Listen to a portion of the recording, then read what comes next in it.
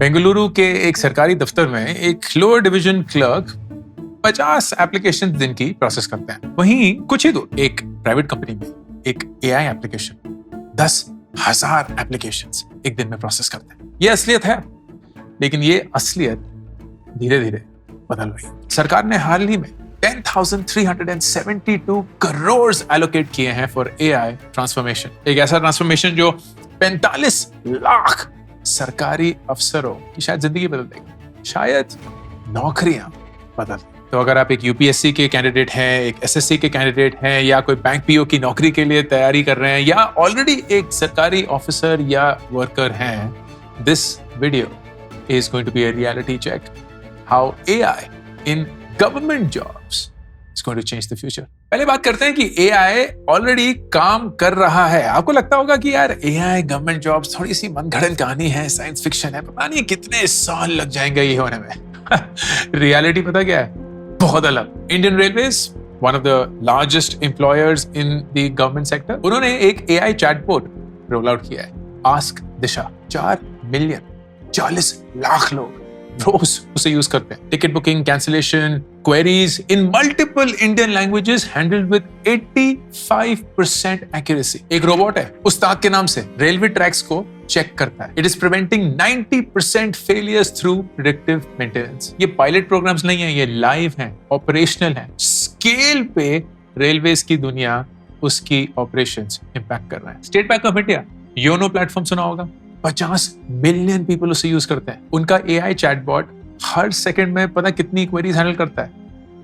10,000 queries per second, 10 regional languages में। Fraud detection has improved by 50%। Agricultural loans जिसको हफ्ते लग जाते थे, अब घंटों में प्रोसेस होते हैं। सुप्रीम कोर्ट का एक सिस्टम है, सुवास, SUVAS, 36,000 जजमेंट्स को वो हिंदी में ट्रांसलेट कर चुका है, automated fashion. Constitution bench proceedings की रियल टाइम ट्रांसक्रिप्शन हो रही है। ई कोर्ट्स का एक प्रोजेक्ट था जिसका फेज 3 शुरू हो चुका है, उसमें करीब 7,000 करोड़ एलोकेटेड हैं, और एआई में ही करीब 50 करोड़। डिफेंस तो अलग लेवल पे ही ले गया होगा इसको, और ले भी गया already. Centre for artificial intelligence and robotics has identified 106 AI projects that they already working on. 40 are already integrated, operational. DRDO ने करीब 450 प्रोजेक्ट्स स्टार्टअप्स के साथ एआई डेवलपमेंट के अराउंड शुरू करे हैं। Military on an annual basis करीब 100 crore AI deployment and transformation में एलोकेट कर रही है। पर ये तो गिने चुने एग्जांपल्स हैं। आपको लगता है यार बड़े लेवल पे बताते हैं ना, बड़े लेवल पे द बेस्ट इंटेंट और सिग्नल इज मनी। जैसे ही सरकार किसी प्रोजेक्ट, किसी ट्रांसफॉर्मेशन पे पैसे एलोकेट करना शुरू करती है, you know that they are serious about getting it done. And वही एआई को लेके भी हुआ है। 2024 to 2029 India AI mission has allocated 10,752 crores to its projects. Compute capacity, innovation centers, data set platforms, application development, skills training और startup financing में ये सारा पैसा जाएगा। State governments भी अपने हिसाब से लगे हुए हैं। Karnataka, AP, which are very tech pro and have always been at the leading edge of technology development, they are leading the pack here as well. 2 से 3,000 करोड़ का annual initiatives and plans have been deployed by these state governments. इसके चलते clearly कुछ government jobs तो risk पे हैं। आइए समझते हैं कि वो कौन से हैं। सबसे पहला low division clerks, 12 लाख ऐसी positions हैं। और जिस हिसाब से काम चल रहा है 2030 तक 70 to 75% of their work मेरे हिसाब से automate हो जाएगा। upper division clerks, 8 lakh positions, I think anywhere between 50 to 65% उनका भी काम ऑटोमेट हो जाएगा। डेटा एंट्री ऑपरेटर्स, ये तो शायद सबसे ज्यादा रिप्लेसेबल हो जाएंगे, 80 to perhaps 95%, एंड 5 लाख ऐसी पोजीशन। एंड ये भी क्लियर होना चाहिए आप सब लोगों को कि ये पोजीशंस ही एआई रिप्लेस करने में ज्यादा सक्षम क्यों होगा। रिपीटेबल टास्क हैं, बहुत ऑब्जेक्टिव हैं, प्रोसेस या रूल ड्रिवन है, तो वो कोड हो सकते हैं आसानी से, एंड प्रोसेस बहुत स्टैंडर्डाइज है। तो सोचिए, बैंक क्लर्क जो अभी एप्लीकेशन प्रोसेस कर रहा है, रेलवे क्लर्क जो टिकट इशू कर रहा है, टैक्स डिपार्टमेंट क्लर्क हैं जो बेसिक रिटर्न प्रोसेस कर रहे हैं, पोस्टल डिपार्टमेंट है जो सॉर्टिंग कर रहे हैं, म्युनिसिपल कॉर्पोरेशन में रिकॉर्ड कीपर्स जो हैं, ये सारी जॉब्स ऑटोमेट होने वाली है। फिर अगर हम सोचें कि 35 लाख सरकारी जॉब्स एक पोटेंशियल रिस्क पे, लेकिन सारी भी नहीं है।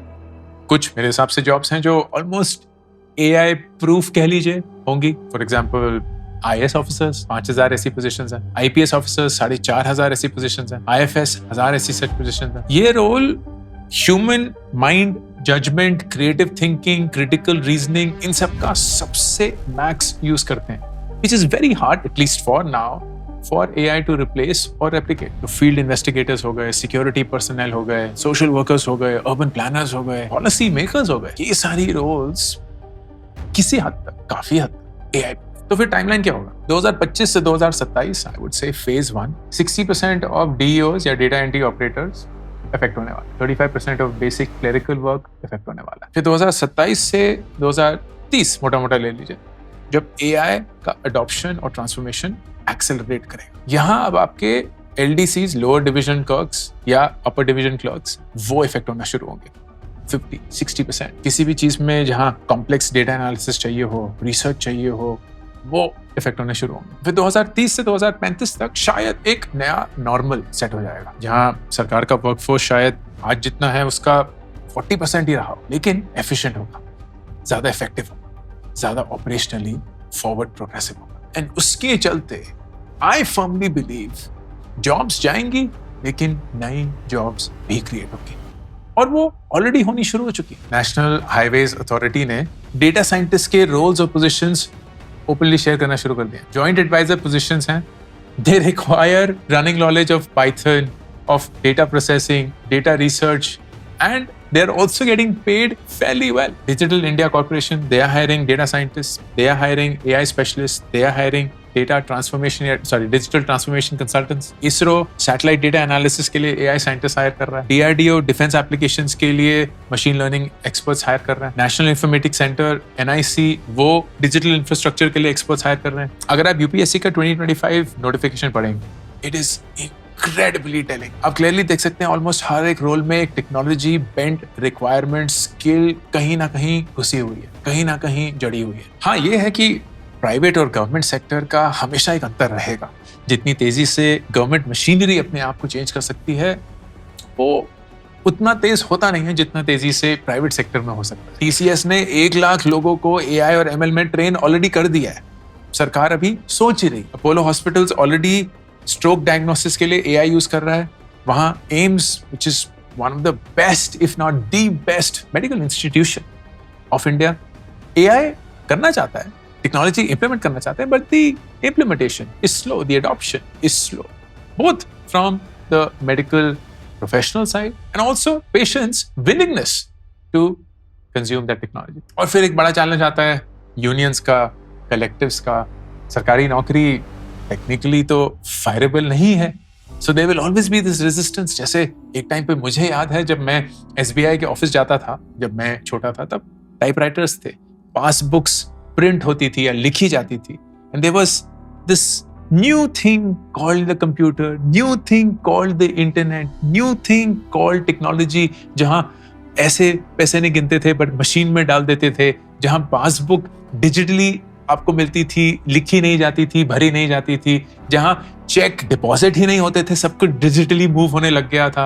And there were a lot of people who were scared कि हमारी नौकरी चली जाएगी, हम इसी काम में माहिर हैं, यही काम हमने सीखा है, और यही काम अगर चेंज हो गया तो हम और क्या करेंगे। And that's happening right now as well. And I think the only solution around this, whether it's a government job, whether it's a private job, is to embrace technology. अगर आप एक स्टूडेंट हैं, एक वर्किंग प्रोफेशनल हैं, चाहे जिस भी field में हो, जिस भी सेक्टर में हो, इट इज इम्पेरेटिव, नेसेसरी है दोस्तों, कि आप टेक्नोलॉजी, AI को अपना बेस्ट फ्रेंड बना लें। AI टूल्स रोज यूज करना शुरू करिए, बनाने के लिए, क्रिएट करने के लिए नहीं, अपने काम को एलिवेट करने के लिए, अपने काम को आसान बनाने के लिए, अपने काम को बेहतर बनाने के लिए। काम आप ही करेंगे, क्योंकि अगर आपने काम करना बंद कर दिया और टेक्नोलॉजी आपके लिए काम कर रहा है, आप जंग खा जाएंगे। काम आप करेंगे, लेकिन टेक्नोलॉजी के थ्रू, AI के थ्रू, चैटबॉट्स के थ्रू, ChatGPT के थ्रू, LLMs के थ्रू, Gen AI के मॉडल्स के through, you will make your work better। तो सबसे पहले अपने काम को असेस करिए, जो भी आप काम कर रहे हैं, और उसमें आइडेंटिफाई करिए कौन सा काम है जो यार रिपीटेड है, रूल बेस्ड है, इंस्ट्रक्शन बेस्ड है, इतना क्लिनिकल है कि शायद मशीन भी कर सकती है, कर सिर्फ मैं रहा हूं। वो एक अंतर है, लेकिन वो अंतर बहुत ही जल्द गायब होने वाला है। फिर नंबर 2, ऑनलाइन कोर्सेज में एनरोल करिए। They are the best way to learn। आप वापस स्कूल कॉलेज नहीं जा सकते, आप वापस सालों की डिग्री नहीं ले सकते, आप कुछ ही घंटे में स्किल्ड होना चाहते हैं, and you want to do that in the best manner possible. तीसरा, फिर नेटवर्क्स, कम्युनिटीज का भाग बनिए, जहां ये कॉन्वर्सेशंस हो रही है। वो व्हाट्सएप के ग्रुप हो सकते हैं, वो रेडिट पे ग्रुप्स हो सकते हैं, वो फेसबुक पे ग्रुप्स हो सकते हैं, वो लिंक्डइन पे ग्रुप्स हो सकते हैं। एक ऐसी जगह जहां आप जैसे लोग मिल बांट कर एक दूसरे की मदद करते हैं, चर्चा करते हैं कि दुनिया में क्या चल रहा है, क्या सीख सकते हैं, एंड एक दूसरे से सीखते हैं। चौथा, AI टूल्स के साथ एक्सपेरिमेंट करना शुरू करिए। चैट जीपीटी से अपनी रिपोर्ट को पॉलिश करवाइए, अपनी ईमेल को बेटर बनवाइए, अपनी प्रेजेंटेशन को और टाइट बनाइए।